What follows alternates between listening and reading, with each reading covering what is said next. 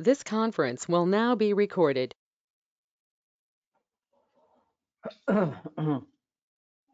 अद्य बुधवासरः अथवा सौम्यवासरः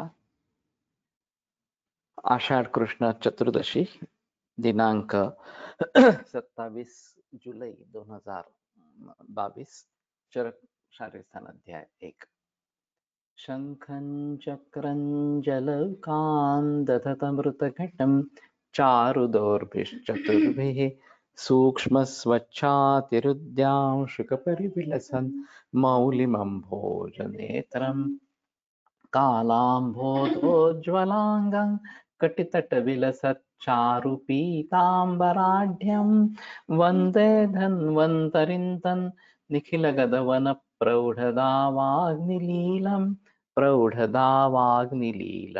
ब्रह्मणो हि समारब्धा मात्रेयाद्येषु पूजिताम् अस्मदाचार्यपर्यन्तां वन्दे गुरुपरम्पराम् आयुर्वेदरतं वन्दे माधवाख्यं महागुरुम् आयुर्वेदामृतं सर्वं शिष्येभ्यो यः प्रदत्तवान् द्रष्टाज्ञानी दृष्टकर्मा कृतकर्मा तथैव च अध्यापको विश्वश्रेष्ठो महान् संशोधकस्तथा गुणैरेतैः समुदितैः यत्कार्यं प्रतनोति सः समृद्ध्यर्थं हि कार्यस्य वयं नु प्रयतामहे सरस्वत्यै नमो यस्याः प्रसादात् पुण्यकर्मभिः बुद्धिदर्पणसङ्क्रान्तं जगदध्यक्षमीक्षते आत्रेयं प्रथमं वन्दे आयुर्वेदजगद्गुरुम् आयुर्वेदामृतं सर्वं गृहीत्वा हि सुरेश्वरात् अग्निवेशादिकेभ्यो यत् प्रयच्छत् मुनिसत्तमः प्रथमं तन्त्रकर्तारम् अग्निवेशं नमाम्यहम्।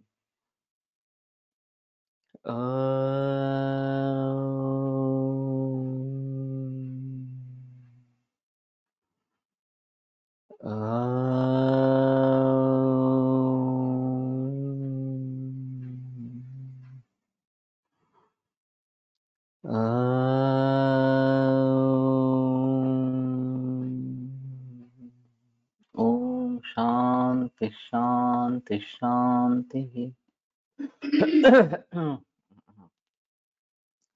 रोगा स्वाभाविका दृष्टा स्वभावो निष्प्रतिक्रिया।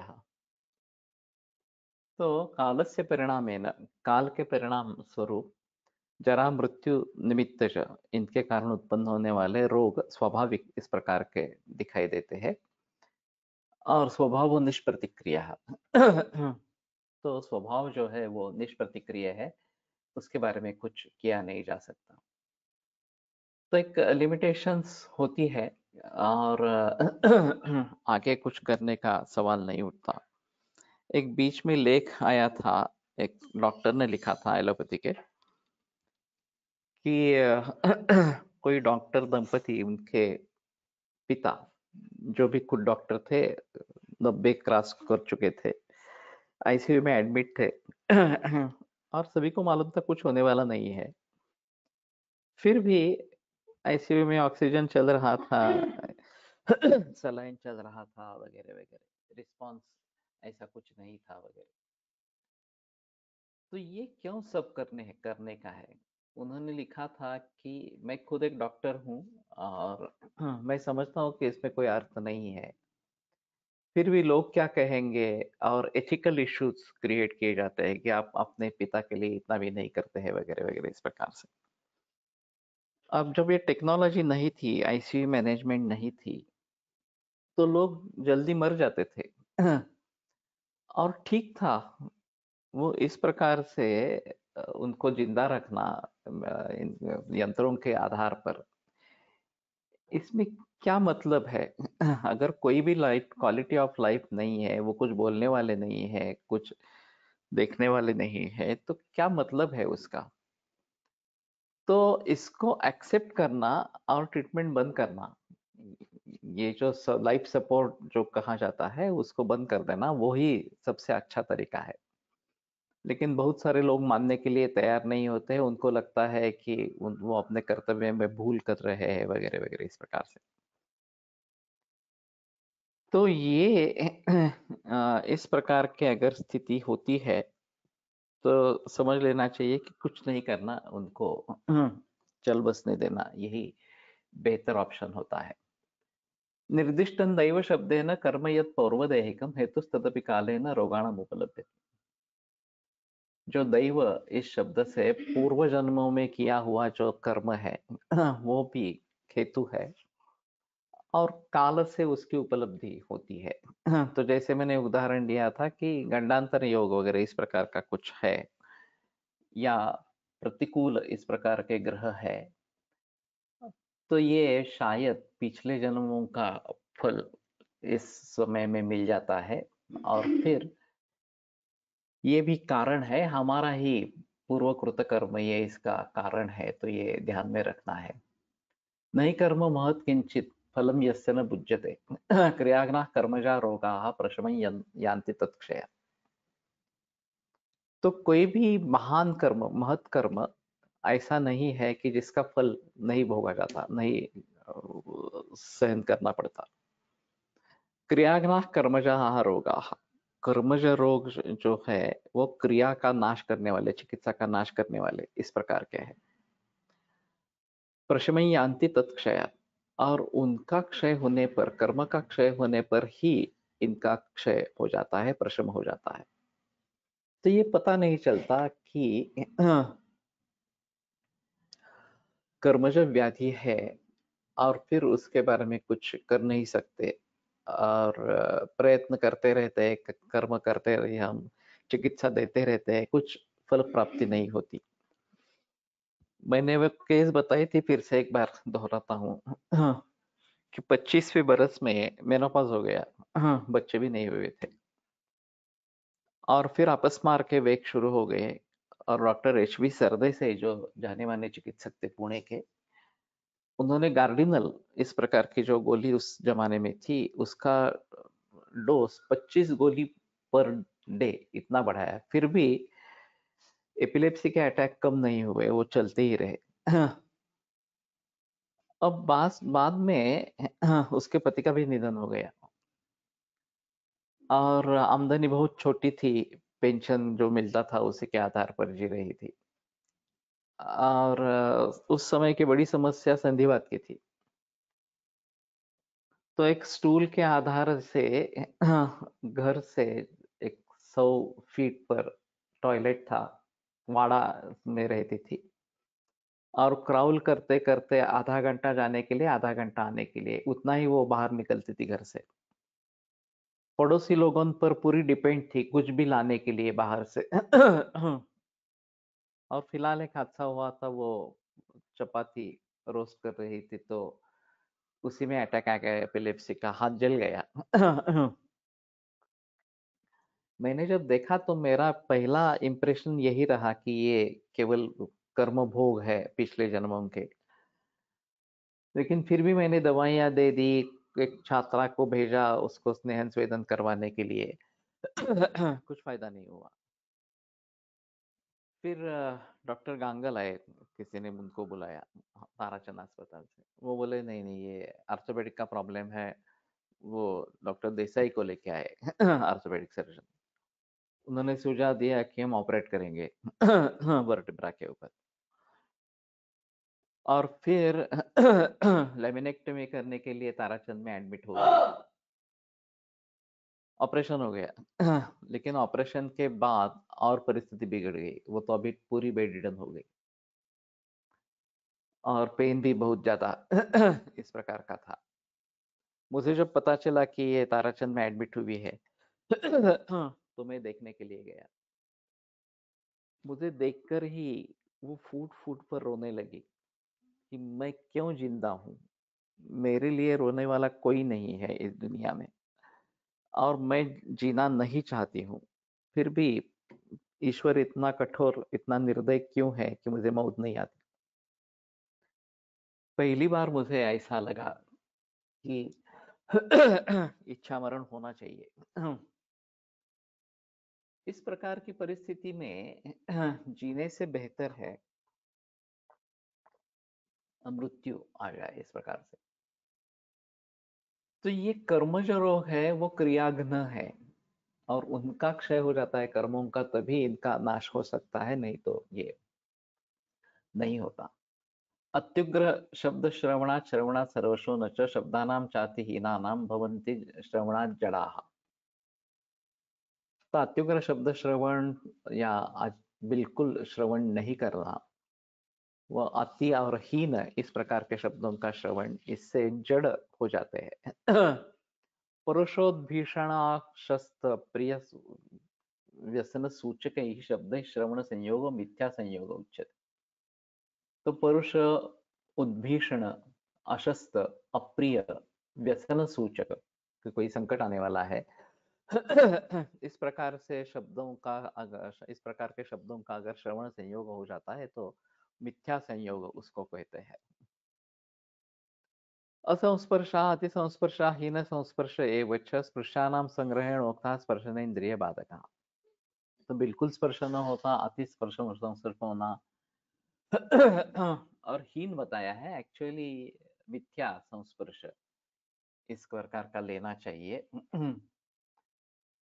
ये स्पर्शनेन्द्रिय बाधक इस प्रकार का स्पर्श हो बताया गया। यो भूत विषवाता नाम अकालेन आगतश्च यः स्नेहशीतोष्ण संस्पर्शो मिथ्या योगस्य उच्यते। अच्छा, ये मिथ्या योग अलग। असंस्पर्श का मतलब तो फिर बिल्कुल संस्पर्श नहीं है ना, या हीन संस्पर्श होना, ये अलग दोनों करेंगे इस प्रकार से।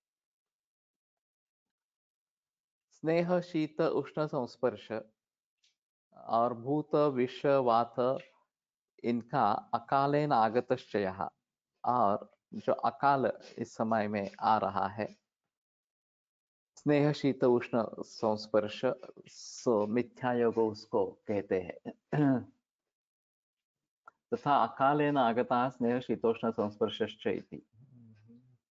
तो शीत ऋतु में शीत स्पर्श होना, उष्ण ऋतु में उष्ण स्पर्श होना, इस प्रकार का पहले स्निग्धता है और फिर स्निग्ध संयोग इस प्रकार का होना, स्पर्श होना। रूपाणाम भास्वतान दृष्टिर विनश्यति अतिदर्शनात्। तो अति भास्वर इस प्रकार के तेजस्वी रूप है, तो उनके अति दर्शन से दृष्टि विनष्ट हो जाती है। अभी कंप्यूटर या मोबाइल में इंटेंसिटी कितनी रखनी है प्रकाश की, ये एक अहम मुद्दा इस प्रकार का होता है, और कम से कम इंटेंसिटी में काम करे जिससे तकलीफ भी न हो और स्पष्ट रूप से दिखाई भी दे इस प्रकार। दर्शनात् अति सूक्ष्माणाम सर्वश्चापि अदर्शनात्। अति सूक्ष्म दर्शन या बिल्कुल नहीं देखना, द्विष्ट भैरव बीभत्स दोराति श्लिष्ट दर्शनात्। द्विष्ट भैरव भयंकर इस प्रकार का, बीभत्स अति दूर, अति श्लिष्ट बहुत नजदीक और बहुत दूर इस प्रकार के दर्शन से। तामसानांच रूपाणाम मिथ्या संयोग उच्यते। और तामस इस प्रकार के रूप अगर दिखाई दिए तो अंधेरे वाले इस प्रकार के तो ये मिथ्या संयोग इस प्रकार का बताया जाता है। तो वास्तव में ऐसा है कि हम इसके बारे में भी ज्यादा बहस हमारे केस टेकिंग में नहीं करते हैं। कंप्यूटर या मोबाइल का प्रयोग इसके बारे में पूछ लेते हैं, लेकिन बाकी विषयों के जो संयोग बताए गए हैं, इंद्रिय संयोग, उसके बारे में ज्यादा बहस नहीं होती है। तो इन सभी के बारे में भी थोड़ा सोचना आवश्यक इस प्रकार का रहेगा। अत्यादानम अनादानम ओकसात्म्यादिभिश्च रसानाम विषमादानम अल्पादानं च दूषणम। तो अत्यादान किसी रस का ज्यादा प्रमाण में सेवन करना, जनरली मधुर, अम्ल, लवण और कटु इन रसों का ज्यादा सेवन किया जाता है। अनादानम बिल्कुल ही रस का सेवन नहीं है, तिक्त रस के बारे में ये काफी देखा जाता है इस प्रकार का। अल्पादानंच दूषणम, और कम मात्रा में, जितनी योग्य मात्रा है उससे अगर कम मात्रा में लेंगे तो ये दूषण है। अति मृदु अति तीक्ष्णानाम रसानाम विषमादानम अल्पादानंच दूषणम। ये अत्यादानम अनादानम ओकसात्म्यादिभिश्चयत् रसमा रसानाम विषमादानम। और ओकसात्म्य वगैरह के हिसाब से विषम इस प्रकार का आदान रसों का होना, ये रस अल्पादानंच दूषणम, और अल्प इस प्रकार का आदान करना, अल्प मात्रा में उसका सेवन करना, ये दूषण इस प्रकार का है। और रसकर्म कालास्तु सर्वदेह, बाकी इंद्रियार्थ अगर हीन मिथ्या अतियोग में सेवन किए जाते हैं तो वो उन इंद्रियों को बाधक पीड़ा देने वाले होते हैं। लेकिन रसकर्म कालास्तु सर्वदेह, रसकर्म और काल ये पूरी देह पर असर निर्माण करते हैं।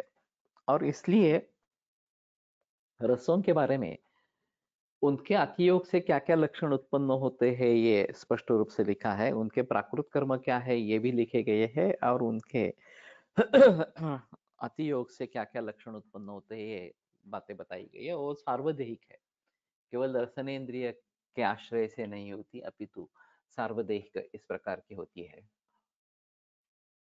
अतिमृदु अति तीक्ष्णानाम गंधानाम उपसेवनम, अतिमृदु या अति तीक्ष्ण इस प्रकार का गंधों का सेवन, असेवन सर्वशस्य, बिल्कुल गंध नहीं लेना, ये घ्राणेन्द्रिय विनाशनम इस प्रकार का।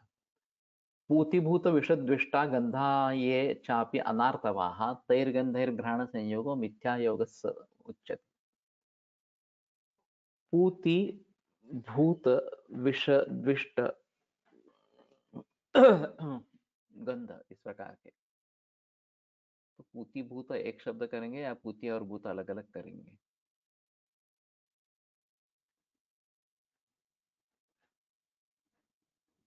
नहीं दिया है इन्होंने। तो भूतों का भी गंध इस प्रकार का, विष और द्विष्ट ये तो ठीक है, और अनार्तवाह जो प्रॉपर काल में नहीं उत्पन्न हुए हैं, ऋतुद्भवम आर्तवम जो ऋतु काल में निर्माण होने वाला है प्राकृत गंध है वो ठीक है, लेकिन दूसरे किसी काल में उस ऋतु के नहीं दूसरे किसी ऋतु के गंध इस प्रकार के निर्माण होते हैं, तो ये तैर्गंधेर ग्रहण संयोगो मिथ्या योग उच्यते, ये मिथ्या योग इस प्रकार का कहा जाता है। इति असात्म्यार्थ संयोग त्रिविधो दोषकोपना, इस प्रकार का असात्म्य अर्थ संयोग ये तीन प्रकार का और दोषों का कोप करने वाला इस प्रकार का है। तो प्रज्ञापराध काल और असत्वेद संयोग ये तीनों रोगों के कारण इस प्रकार के हैं, और इसलिए यहाँ में विस्तार से असात्म्यमिति तंत्र विद्यान यन्न याति सहात्मता, तो असात्म्य उसको कहना चाहिए जो सहात्मता उसकी नहीं होती, जिसका सात्म्य नहीं होता है वो असात्म्य इस प्रकार का कहा जाता है। तो किसी भी तरीके से अगर वो सूट नहीं होती है हमारे बॉडी को, हमारे शरीर को, तो उसको असाध्य समझकर उसका त्याग ही करना उचित इस प्रकार का रहेगा, नहीं तो उससे बीमारियां पैदा होगी। मिथ्यातिहीन योगेभ्यो यो व्याधि उपजायते शब्दादीनां स विज्ञेयो व्याधिर को बुधई, तो हीन मिथ्या अतियोग से जो व्याधि इंद्रिय शब्दादि विषयों के बारे में निर्माण होता है वो इंद्रिय का व्याधि इस प्रकार का जानना चाहिए। जो जानकार व्यक्ति है, बुध है, उसके लिए। तो इनको इंद्रिय का व्याधि ये संज्ञा दी गई है, और ये एक अलग संज्ञा है, इंद्रियों से उत्पन्न होने वाली इस प्रकार की इंद्रिय का ये संज्ञा बताई गई है। वेदनानाम अशांतानाम इत्येते हेतव स्मृताः सुख हेतु समस्त्वेका समयोगा सुदुर्लभः, तो जो वेदना शांत नहीं हुई है उनके ये हेतु बताए गए हैं। सुख हेतु समः एव तु सुख हेतु, सम सेवन इनका सभी का ये सुख का कारण है। समयोग सुदुर्लभ, और समयोग काफी दुर्लभ इस प्रकार की बात है। तो आज यहीं पे रुकते हैं, कल अमावस्या है तो कल नहीं होगा, परसों फिर मिलेंगे रसशास्त्र के लिए। आयुर्वेद प्रकांड निगदित इह हि शल्य तंत्र प्रधानः शिष्येभ्यः शाश्वतोऽयन्निखिल जन कृपा व्याप्त चित्तेन येन आयुर्वेदस्य वाञ्छन् पुनरपि भुवने ताञ्च सुष्ठु प्रतिष्ठां श्रेष्ठं धन्वन्तरिं तं प्रणमति च सदा वैद्यवर्गो हि नूनम् वैद्यवर्गो हि नूनम्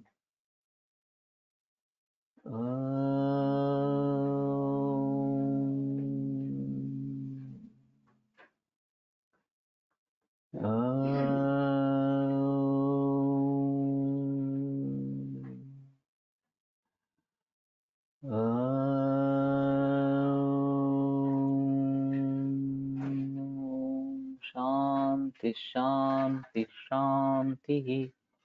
सोनाला नको का? वेळ नाही झाला तर पंचायत येईल जायला. विरम्यते व्याख्यान व्यापार.